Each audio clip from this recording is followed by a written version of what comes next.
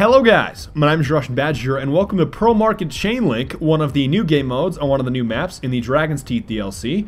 And yet again, if you guys would like to see any of the other three maps, including Sunken Dragon, Lumphini Garden, Ninja please, I don't speak Chinese, I don't know exactly how it's pronounced, I assume it's Lumphini, and of course Propaganda, also known as Boring North Korea, because they kept all the fun in the south. The north is kind of just no fun allowed. But beyond that, I like to say this map is extremely fun, but it's different. And it's also gonna kind of anger those of you that like the traditional battlefield, you know, in terms of, oh, I'm in a tank, and this other helicopter can perhaps take down this tank, and this jet can take out this helicopter, and this is sort of food chain between different vehicles. And then it's, well, this map doesn't have any vehicles, so I don't know where that leaves us. But in general, it is extremely tight. We're talking like, I don't know if you guys remember Zeba Tower from Battlefield 3, but yes, Zeba Tower tight, or essentially it's more towards the entire close quarters map pack of Battlefield 3, if you guys remember that at all, because you should always have the expectation there's going to be a lot of bullpups, a lot of people with high rate of fire weapons, and of course,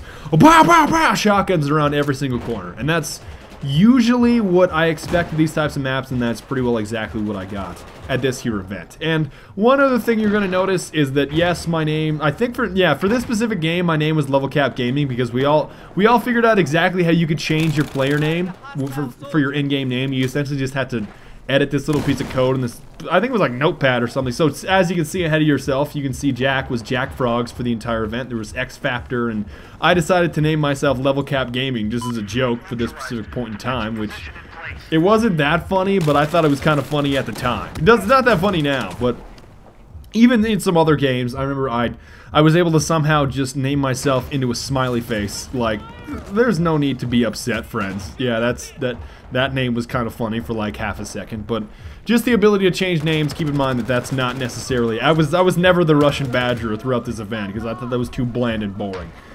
But I would say that there was a lot of guys that didn't quite understand how close quarters oriented this map was, and I took advantage with the MTAR. I'm not going to say the MTAR is broken, but it is definitely probably the best carbine for any sort of, or carbine, for any sort of close quarters oriented map. Now in terms of chain link, I think a lot of people misunderstood exactly how it works. Essentially, you just want to make as many links in the chain, obviously, but the more adjacent, by capturing sort of adjacent points, you make a chain link, and on top of that, it's not what I thought it was originally. I thought it was like a tug-of-war where you could only cap one flag, so as soon as you cap one flag, you could then cap the next one, but only one flag was open at any point in time that both teams had to fight over to try to make the next link over and over, but that's not the way it works. You can cap any point in time that you really want. The cap speed is about domination, or it almost seems a little bit faster than domination. It's almost like Conquest domination from Battlefield 3, the close quarters DLC. There's a lot of similarities between this map and Battlefield 3 close quarters, but you can see how fast it caps. It's fairly quick. I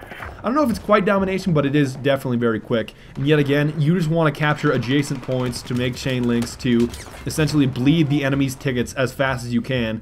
And as soon as time runs out, whoever has the most tickets remaining obviously wins the game. So don't think that it's excessively complex. Just make sure that you are trying to capture any sort of points that you already have adjacent flags, and you also want to make sure that you break up any chain links or any significant chain links that certain enemies have on certain points. But it's not rocket science, alright? It's very simple.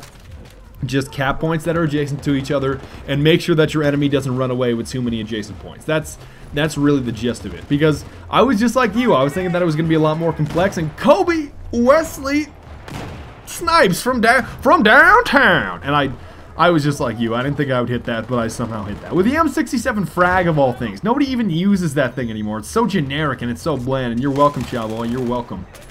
So, in general, I would say that it is going to be invaluable, not only to use the MTAR, but I think the MTAR is pretty unbeatable if you're not going to use a shotgun or any sort of, like, if you're not going to use, I don't know, an M1014 or a SPAS or an 870, I think, as far as automatic weapons go, you can't really lose with the MTAR. It is just so extremely good.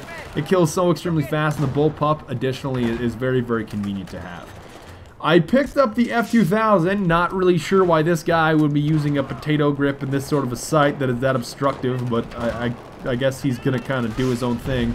But in general, I would say Chain Link is very fun. It's very domination-oriented, but I think it's going to have to be played a little bit differently for you to be successful. It's not like you can just cap any points that you want. There's a little bit more strategy out of exactly which points you want to cap to break certain links of your enemy and also gain certain links for yourself. But I think it's very fun. I think you guys have a lot to look forward to. Yet again, if you'd like to see any of the other 3 maps in the new DLC, I'll leave annotations on your screen and links in the description. And of course, I'm going to be live streaming Dragon's Teeth as soon as it comes out tomorrow morning, so be ready to tune into that. But other than that, I want to say thank you very much for watching, guys. I will see you guys next time. Auf Wiedersehen und bis bald und later.